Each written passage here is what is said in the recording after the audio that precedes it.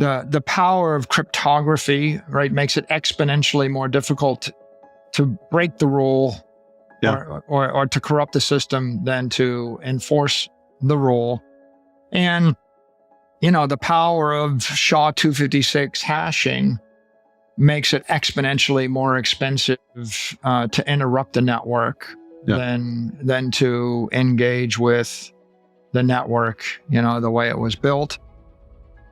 And because the protocol is conservative, it's exponentially harder for someone to store their money in a different asset or for a different asset to compete. Eventually, all the other assets go to zero against Bitcoin because they're not conservative. After learning that BlackRock, the largest asset management company in the world, has filed to launch a new Bitcoin exchange-traded fund, ETF, on Thursday, the value of Bitcoin increased by 50% on Monday. Following the BlackRock report, Grayscale Bitcoin Trusts also witnessed a 12% increase. It has been a busy spring for Bitcoin after it largely recovered from the general market collapse following the FTX fiasco at the beginning of the year and with the explosive popularity of ordinals, but the overall cryptocurrency market has otherwise slumped due to recent actions by the U.S. Securities and Exchange Commission towards large cryptocurrency exchanges, Binance and Coinbase. However, the revelation of BlackRock's Bitcoin ETF has rekindled optimism that a Bitcoin ETF will eventually be approved. For some, Bitcoin's increasing trend may be cause for excitement, but the digital currency is still far from reaching its all-time high, which it reached on November 10, 2021 when it reached 68,789. In the video you're watching right now, Michael Saylor talks about how Bitcoin can be used to prevent violent crime. He also explains how to store your cryptocurrency safely and the characteristics of the different Bitcoin custodians, concluding that you are the only one you should trust with your money. Now that we've accessed the video, let's hear what Saylor has to say. Not to mention, remember to subscribe, like, and comment on this video. All analog property can be confiscated, seized, either by violence or by corruption. So analog properties encourage corruption, they encourage violence, either state-sanctioned violence or criminal violence, and they encourage politics and legal manipulation to steal your property or confiscate it one way or the other. And that's been the case for all of human history. So to the extent that you convert property into a digital form, and that digital form can manifest itself on a hardware wallet or a seed phrase plate or in your head, however it's manifested, you now have the ability to destroy the property by destroying the information. Yeah. Which you can't do with analog property. If you own a vault of gold, in fact, you can't destroy it. So if you owned a building or a company or even a bunch of bonds, to give you a claim on a government, you can't destroy them by destroying the information. Eventually, a custodian or a government can reclaim them. So in that sense, the human doesn't really have the power over their own property. They don't have the property right. They have a conditional property right based upon their political standing or their physical strength. Mm-hmm. Bitcoin gives the human being an unconditional property right because the power to destroy something is the ownership of the something. It's a line from Dune, by the way, if you remember Frank Herbert, where they talk about the spice and they say the power to destroy the spice is power over the spice. In this case, the power to destroy the property means you have an unfettered right to the property. The power to transport or convey the property is another right. All these other properties, you don't have the right to convey, and you don't have the right, you don't have the power to convey or the power to destroy. So I think Bitcoin is a breakthrough in those two ways. The third way it's a breakthrough is it's immortal property. You can, in theory, accumulate a massive amount of property and find a way to convey it 10,000 years into the future. You can't do that with even a pyramid. You can't do it with a building. You can't do it with any stock or bond or piece of land.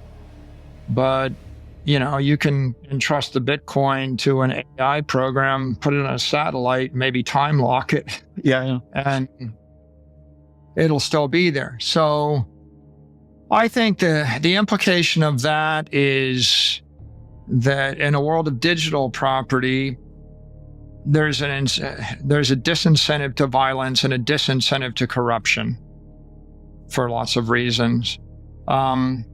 There's always an incentive to negotiation because you're negotiating to get some instead of none. Yeah. If you don't know how much someone has, that shifts the balance of power in favor of the property owner. Yeah. If you did know if I knew you had 100 Bitcoin and I had a gun to your head, we still end up with a game theory that suggests I'll get half, but not all. Because if I pull the trigger, I get none. Yeah. So the game and theory so is 50%. if we split it 50-50, yeah. You might well give me half or give me a fraction. Yeah. If I'm not using a gun, but I'm just threatening a lawsuit, maybe I'll just take the 10%. Same thing.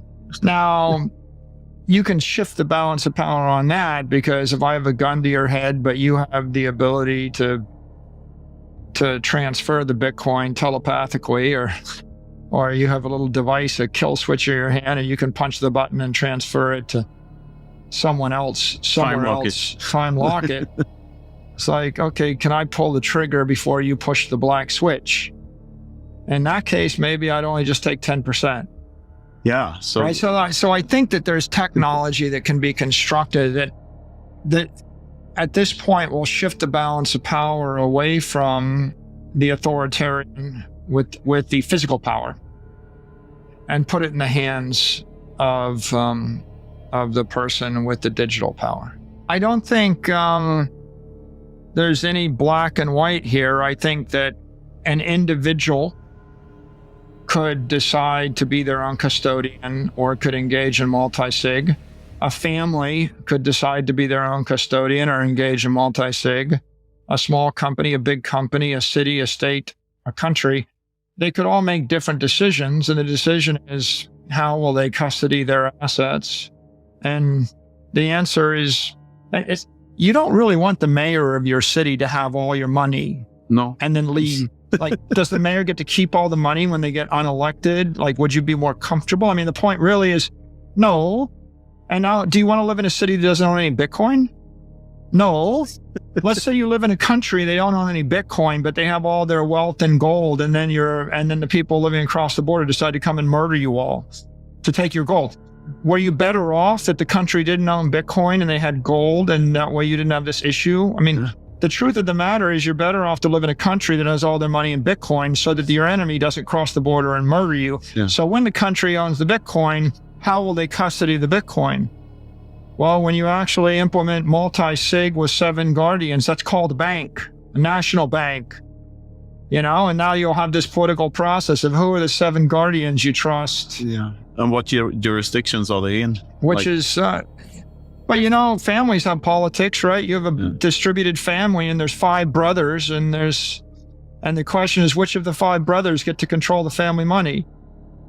If you don't have any money, you're lucky you don't have a problem. But when you actually inherit a lot of money from dad, and there's 5 brothers, are 3 of the 5 brothers the ones with keys, or all? What if one of them's an alcoholic drug addict? Does that guy get the keys? I would vouch for the older brother, since I'm the older brother.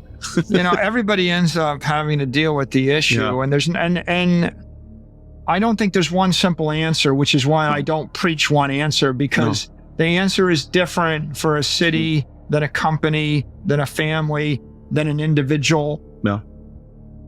Okay, like you're engaged to the woman. Do you share the keys? You're married to the woman. Do you share the keys? You have 16 kids. Which of your kids get the keys? I mean, how long do you have to be married before you share the keys? Yeah.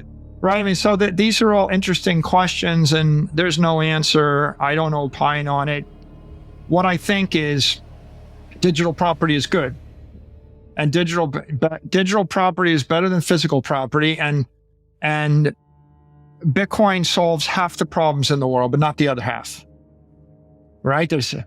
The other half are still there. You Yeah, have to, Bitcoin won't solve the problem of how you have a happy marriage or how, or politics or how you deal with issues with your kids in school that teaches them stuff you don't want them to learn. All that stuff you still have to struggle with. What Bitcoin does is it disincentivizes physical violence and physical power in order to seize and confiscate physical assets. And it incentivizes cooperation, and it allows you to construct elegant and beautiful structures in cyberspace that will be valuable to the human race. Investors were hopeful on Tuesday that some of the reputational risk associated with doing any form of cryptocurrency business, which for some investors has been a mental barrier to buying Bitcoin, would start to dissipate as a result of large names like BlackRock and Fidelity making their crypto commitments public. This quarter, Bitcoin has had a difficult time breaking out of a constrained trading range, but it has not yet fallen significantly below $25,000 in value.